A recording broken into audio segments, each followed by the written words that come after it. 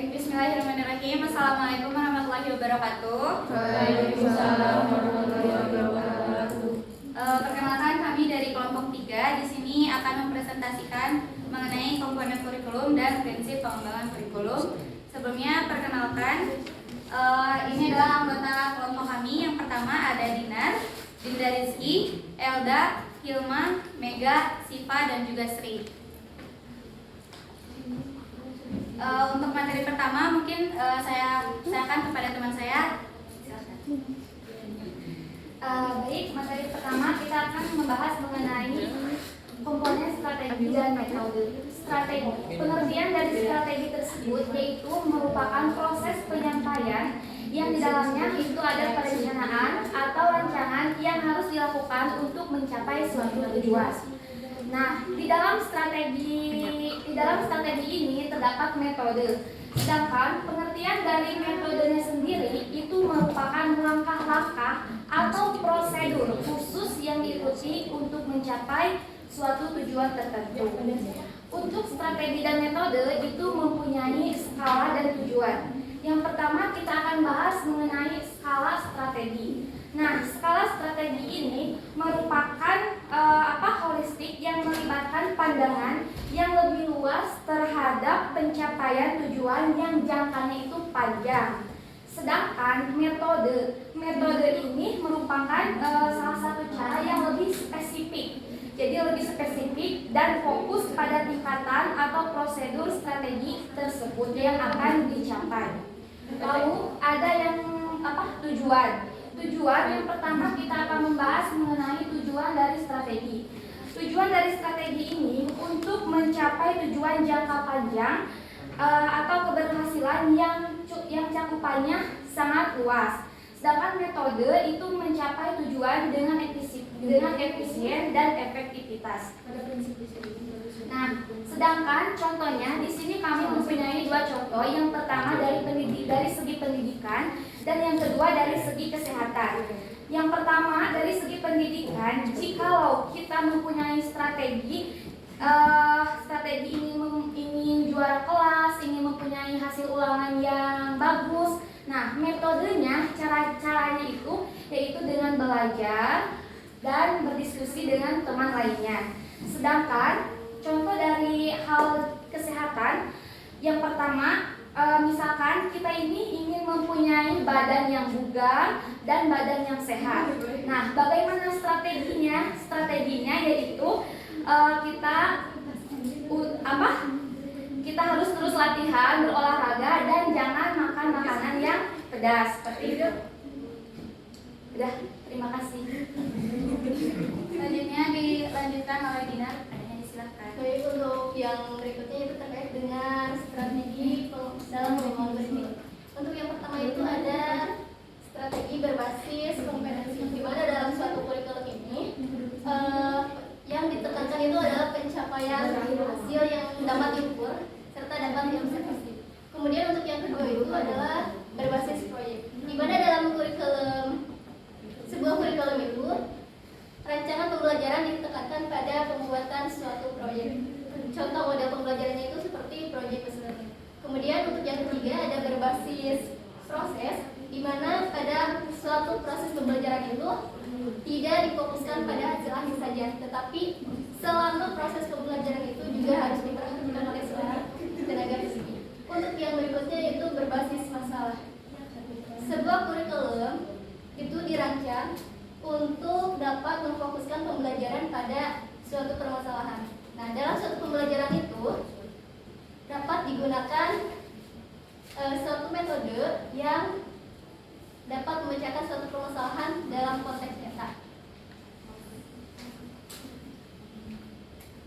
Untuk yang berikutnya yaitu berbasis kontekstual, di mana suatu pembelajaran itu harus disesuaikan dengan lingkungan atau kondisi yang ada di sekitar peserta didik. Misalnya seperti budaya yang ada di daerah tersebut. Kemudian yang selanjutnya yaitu berbasis teknologi. Dalam proses pembelajaran itu kurikulum haruslah menggunakan pemanfaatan teknologi sehingga dapat membuat pembelajaran menjadi lebih efektif. Yang berikutnya ada berbasis kecerdasan manajemen. Dalam satu kelas tentunya siswa itu memiliki berbagai macam kecerdasan. Nah,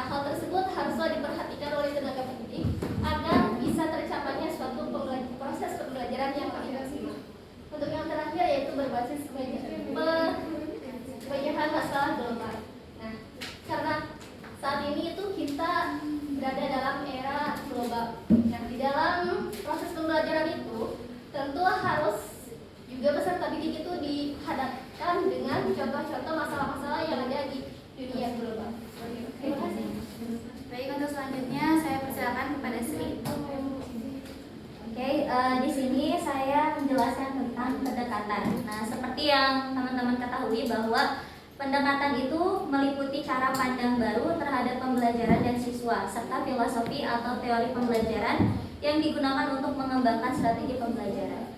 Intinya, pendekatan itu bagaimana sudut pandang kita sebagai pendidik terhadap pembelajaran, harus seperti apa. Nah, kemudian jenis pendekatan di sini ada dua menurut Roy Killer pada tahun 1998. Yang pertama adalah pendekatan yang berpusat pada guru atau teacher center approach. Maksudnya adalah jadi guru ini sebagai pengontrol penuh dalam proses pembelajaran, mulai dari manajemennya, lalu aspek lainnya termasuk dalam penyampaian materinya itu berpusat pada guru. Nah, sedangkan pendekatan yang berpusat pada siswa atau student center approach, jadi siswa di sini sebagai peran utama. Maksudnya hampir segala pembelajaran yang ada di kelas dipusatkan kepada siswa agar siswa ini berperan aktif dan mau berkontribusi dalam pembelajaran. Nah, terus hubungannya apa sih antara pendekatan dengan strategi yang sedang kita bahas? Nah, sebelum kita ke strategi, kita harus tahu dulu pendekatannya seperti apa. Nah, tadi kan pendekatan itu sudut pandang ada dua, ada yang berpusat pada siswa, ada yang berpusat pada guru. Misal tujuan pembelajaran yang kita susun itu adalah agar siswa dapat menganalisis proses pertumbuhan tanaman.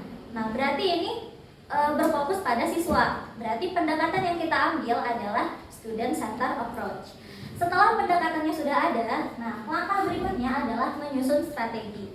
Berdasarkan yang sudah Alda sampaikan, bahwa strategi di sini itu dibuat sebagai rencana aktivitas siswa untuk mencapai tujuan pembelajaran.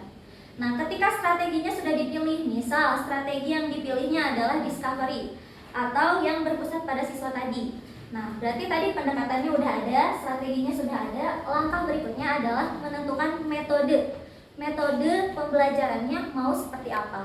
Nah, metode ini adalah implementasi dari strategi. Gimana sih caranya kita untuk mewujudkan strategi yang udah kita buat dengan cara memberikan metode yang tepat. Pasti dalam setiap tujuan pembelajaran gak cukup satu metode yang kita pakai. Misal ada diskusi yang kita pilih, gak cukup nih diskusi, bisa juga dengan sesi tanya jawab atau picture and picture atau jigsaw, atau misal mau pakai misal number head together bisa. Jadi metodenya banyak dalam satu tujuan pembelajaran. Karena kalau misal kita pakainya satu aja, itu nggak akan, ya tahu sendiri kalau anak SD itu banyak gerak. Kita nggak mungkin bisa mengendalikan itu, makanya kita buat langkah atau strateginya berdasarkan dengan metode yang sudah kita susun. Setelah metodenya sudah ada, nah langkah berikutnya adalah teknik. Nah, tekniknya mau seperti apa? Misal, metode yang kita pilih itu yang tadi diskusi atau tanya jawab. Nah, tekniknya misal ada satu kelompok yang bagian bertanya, ada satu kelompok yang menjawab, ada satu kelompok yang menilai. Nah, itu termasuk teknik. Jadi teknik ini lebih spesifik, cuman bagian terkecil dari pada model pembelajaran.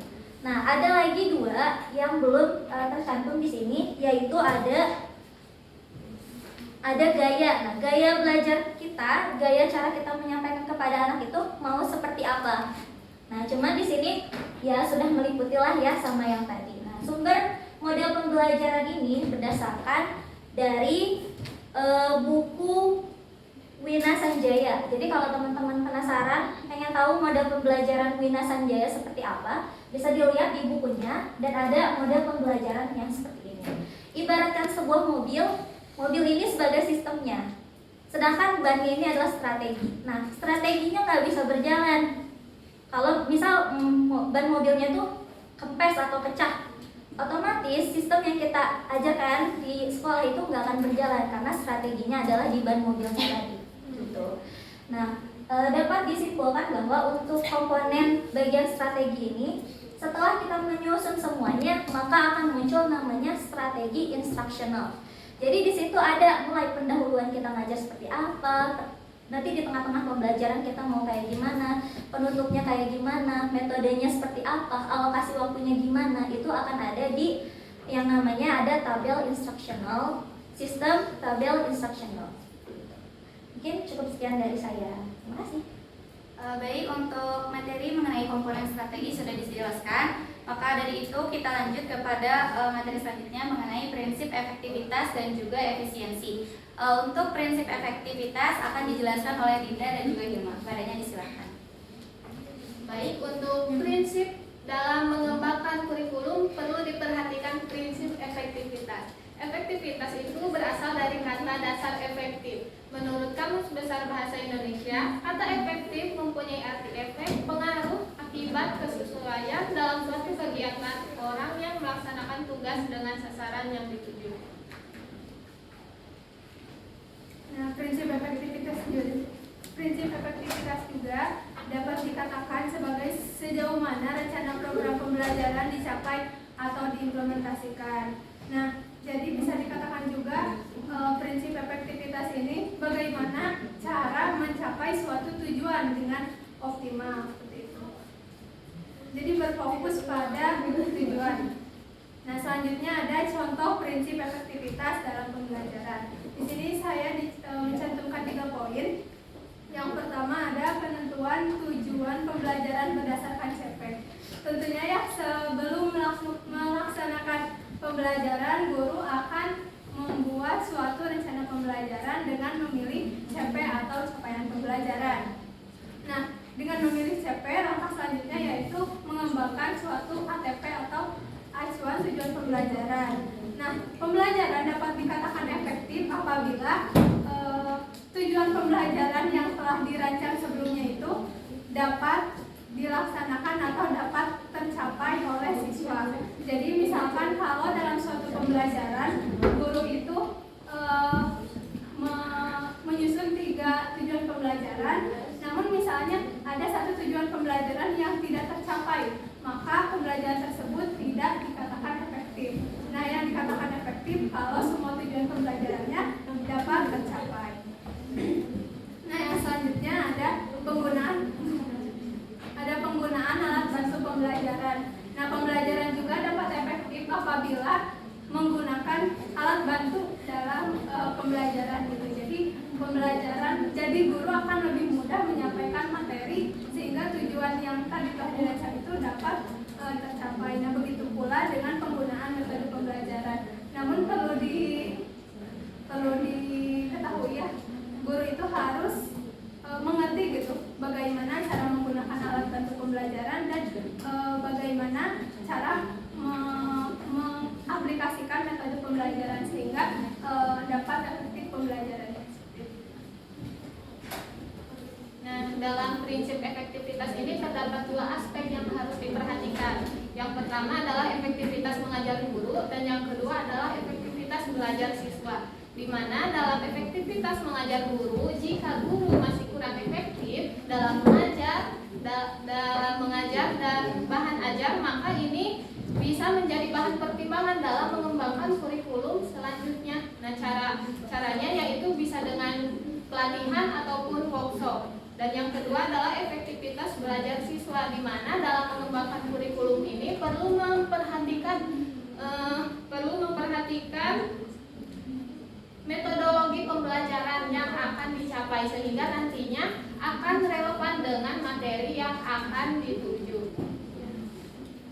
Baik, untuk selanjutnya prinsip efisiensi akan dijelaskan oleh Syifa dan juga Mega. Kepadanya disilakan. Ya, baik, selanjutnya itu mengenai prinsip pengembangan kurikulum bagian prinsip efisiensi. Nah, efisien itu sendiri pasti teman-teman juga tahu efisien yaitu tepat atau sesuai untuk dikerjakan. Nah, di sini apa yang telah direncanakan sesuai dengan tujuan yang ingin dicapai. Jadi dalam prinsip efisien ini bagaimana kurikulum ini dapat mencapai tujuan yang ingin dicapai. Misalnya kalau dalam kurikulum itu ada tadi ada CP, terus ada misal ada P3 ya, P3 seperti itu. Nah, itu bagaimana tujuan tersebut agar tercapai. Nah, salah satunya di sini bagaimana mengoptimalkan atau cermat dan tepat sehingga hasilnya memadai. Apa yang dioptimalkan yaitu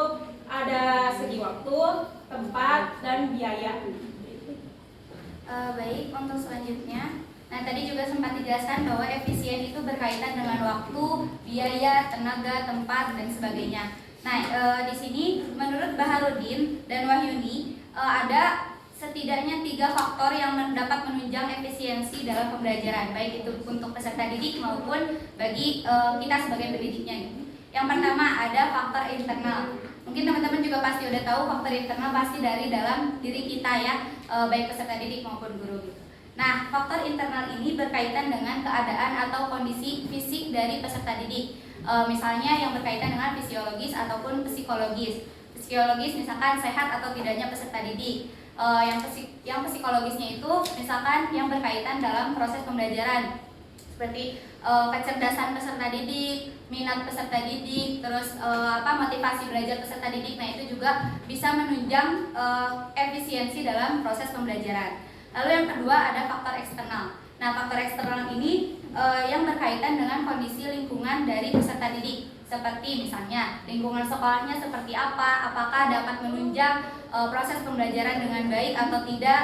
Lalu guru juga menjadi salah satu faktor eksternal yang dapat menunjang dari faktor efisiensi. Lalu teman-temannya di sekitarnya dan di luar sekolah pun seperti di masyarakatnya, di keluarganya seperti apa. Lalu yang ketiga itu ada materi pelajaran. Tentu ini menjadi salah satu faktor yang cukup penting dalam menunjang efisiensi dalam pembelajaran, karena tentu harus disesuaikan dengan usia maupun karakteristik dari peserta didik itu sendiri. Lalu saya juga pernah membaca bahwa agar terjadi efisiensi dalam proses belajar, maka guru harus menguasai materi pelajaran dan berbagai metode pengajaran yang dapat diterapkan sesuai dengan kondisi peserta didik.